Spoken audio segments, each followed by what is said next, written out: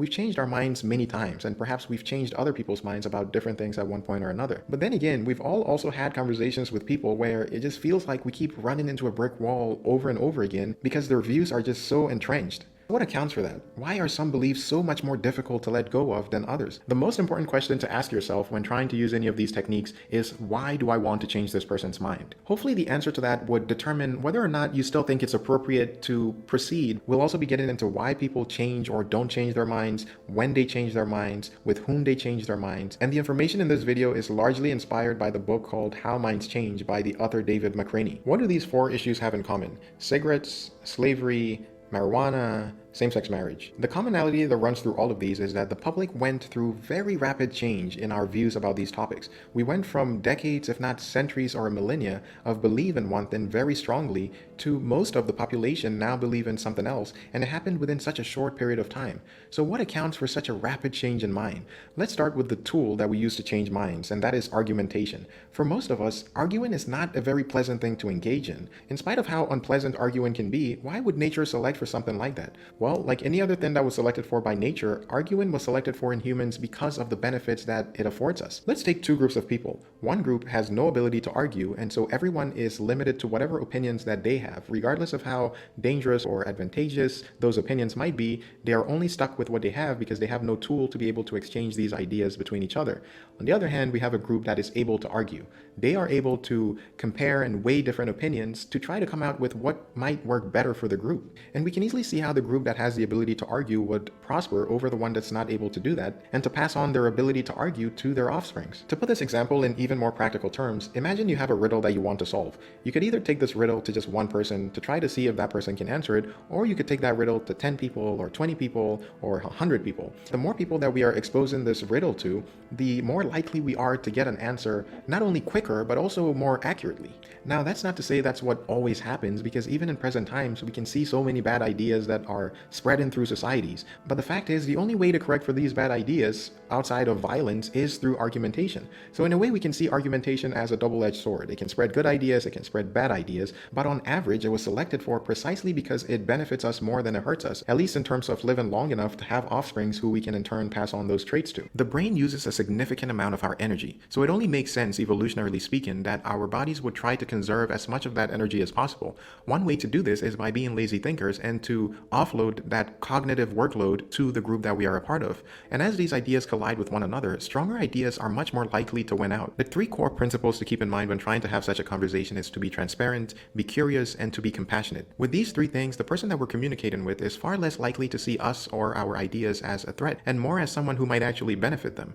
Again, this is the reason why the very first step when it comes to trying to change anybody's mind is to first ask yourself, why do you want to change the person's mind? If those reasons are sound enough, it's going to come through to that person, either implicitly or explicitly, and that could easily be the difference between them allowing themselves the open-mindedness to consider the points that are being made, or to subconsciously block any information that you're trying to convey. As much as we all like to think that our ideas are fully well-informed and well thought out and processed, the fact is that most of the conclusions we come to are based on our emotions, which have been tuned over a long period of time by our cultures, our genes, our parents, our surroundings. Certainty is an emotion, and like any other emotion, the way that we change or attenuate it is by being delicate in our approach. Another way to establish trustworthiness, credibility, and reliability with the person that we're communicating with is simply by presenting counter-arguments, or better yet, by restating the strongest counter-arguments to our own ideas that the person that we're talking to might not have even considered themselves. This sends a strong signal to the person that we are not trying to misrepresent what they think, and in fact, we're trying to bolster it while offering better ideas. Perhaps the most demanding component to remember when trying to change other people's minds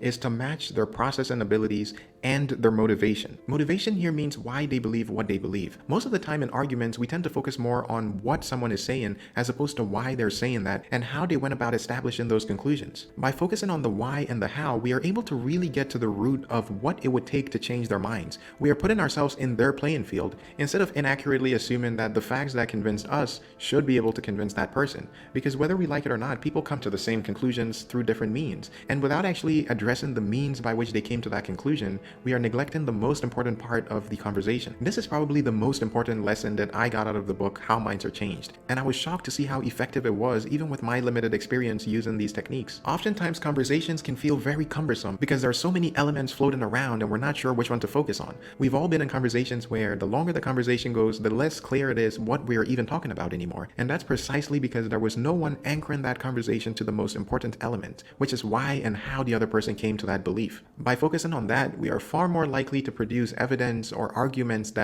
touch directly on what it is that has calcified this person's beliefs. So essentially, the key is to move further and further away from the claim itself and focus more on how are they going about determining that this is something that is true, and are they being consistent in the way that they apply their own evaluation to counter argument. The final thing to remember when trying to change others' minds is to be patient and open-minded ourselves to change. Without these two things, not only are we more likely to get frustrated or frustrate the other party and have the conversation spiral out of control, but we are also far less likely to get the other party to budge. And in fact, we might even end up cementing their beliefs further. Let's consider when and why people change their minds. People change their minds when they feel comfortable, when they feel like they're not being threatened, or they feel like a change of their minds is not going to lead to a threat. This environment can be fostered through the feelings that we are eliciting through the conversation that we're having with them. There is a very simple reason why someone would not change their minds, even in light of fact that seems incontrovertible to us, and that has to do with the core principles that we hold as individuals and also the groups that we identify with. Being a part of a group and aligning with their interests, their values, and their ideas is something that's very important to our survival, and as such, it's very difficult for us to hold ideas that don't align with our groups.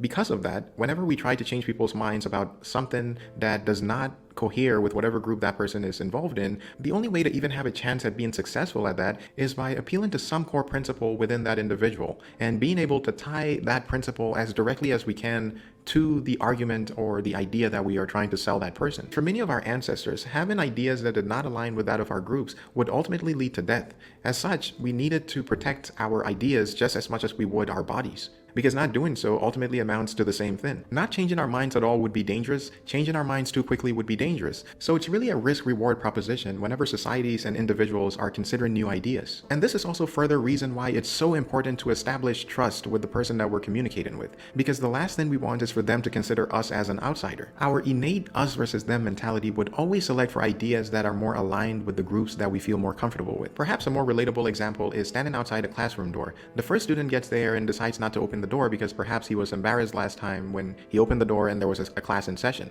But this time there is nobody in the class. The second student comes around and he decides that since the first student is there, he must have tried to open the door already, so he doesn't attempt to open the door either. The third student comes along and for the same reasons as the second student, he doesn't bother to open the door.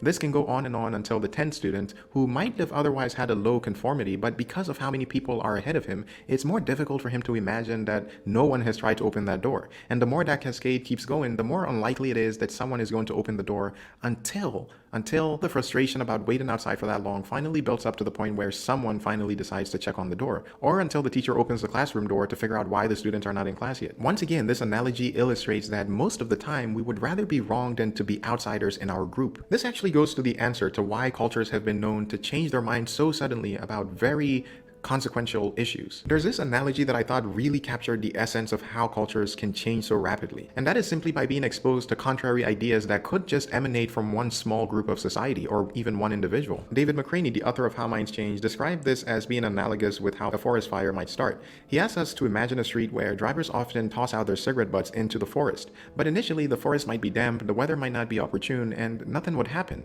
But eventually a drought sets in, the forest becomes primed as a fuel for fire, and even then most people would toss out their cigarettes to no effect. But all of a sudden, it just takes one cigarette that landed in the perfect spot for that little ember to finally find an environment that is ready for combustion, and that could lead to a forest fire that engulfs miles and miles of terrain. Just as the forest was initially resistant to a fire, so too societies are initially resistant to change. So while the change might seem sudden and abrupt, it's often the result of many years of consistent buildup until it finally reached that effective tipping point. For further resources on these topics, I would highly recommend the book How Minds Are Changed by David McCraney. That is essentially a one-stop shop for all of this information and details on various persuasion techniques that have been used to great effect. Some of these persuasion techniques that one might look into independent of reading the book are smart politics, deep canvassing, and street epistemology. While there are several subtle differences among these various persuasion techniques, I tried to compile as many of the integral ones as possible into this video. And please consider liking or subscribing if you want to see more content like this.